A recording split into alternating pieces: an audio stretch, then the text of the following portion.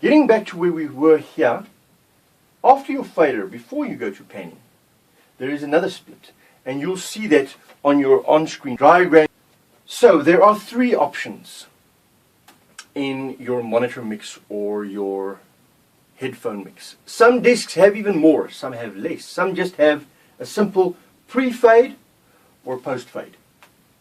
Others have pre-fade, post-fade, pre-EQ, and some have even more. But these are the ones we use mainly.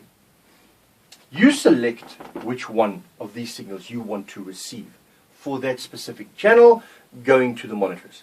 Now, this signal goes out to multiple monitor outputs. I'm just drawing 3 here.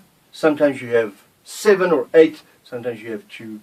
But they go out to your monitors, which goes out to the monitor masters. You can see this much more clearly and nicely and neatly drawn on the diagram that I put on screen. I'm just putting 3 little faders over here for now. Aux 1, 2, and 3. So every channel has the option of selecting where it goes.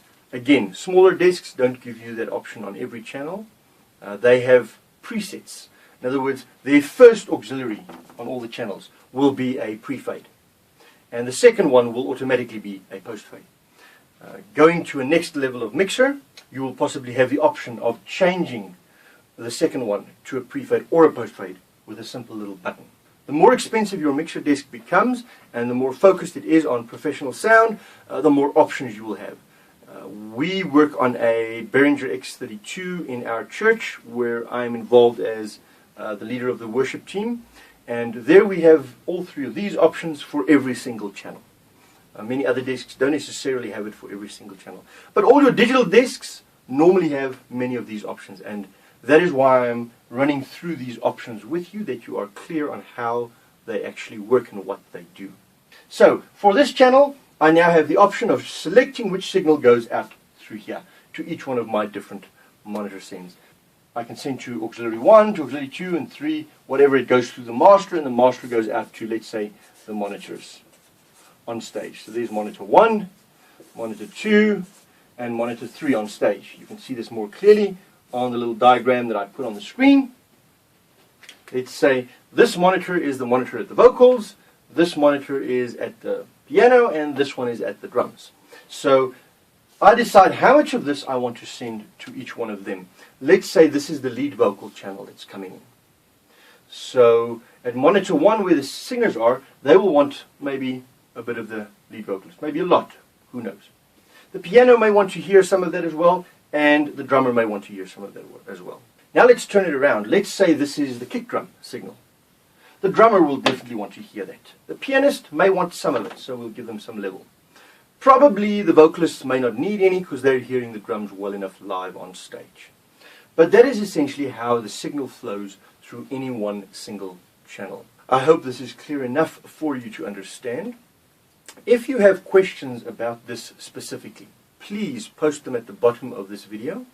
As I receive the questions, I will firstly attempt to respond right there in the area below, the comment area, if it is possible. If not, I will acknowledge that I've seen the question and mention in which lesson I address that question. So please do respond, do ask some questions. I am briefly going to run through it one last time. You have a source that comes into the channel. It goes through the preamp and by the gain button is brought to a usable operational level. It then has the option of going through an insert to an outboard unit if you want to use one, or else it just connects directly. It is then separated into 2 major areas. The first area is it can, before the EQ, go to the monitor mix or the auxiliary sends. And the second area it goes to is the main mix.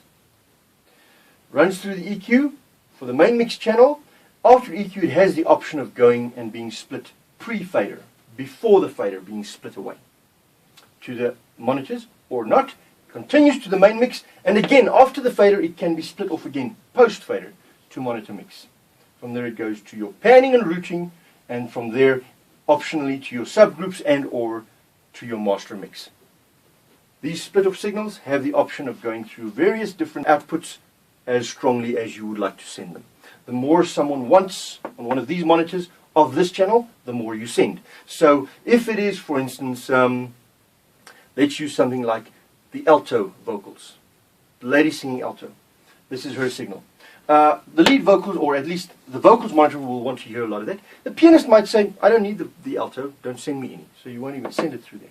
The drummer might say, I want a little bit of it, or not. These two, the pianist and the drummer, may just want to hear the lead vocalist, so that they can just follow along with them, depending on where your band functions and how they work together. So that's where the signals flow through. One last comment that I will make is regarding pre-EQ, post-EQ pre-fader, or then pre-fader and post-fader, going to the auxiliaries or the monitor mixes or the headphone mixes.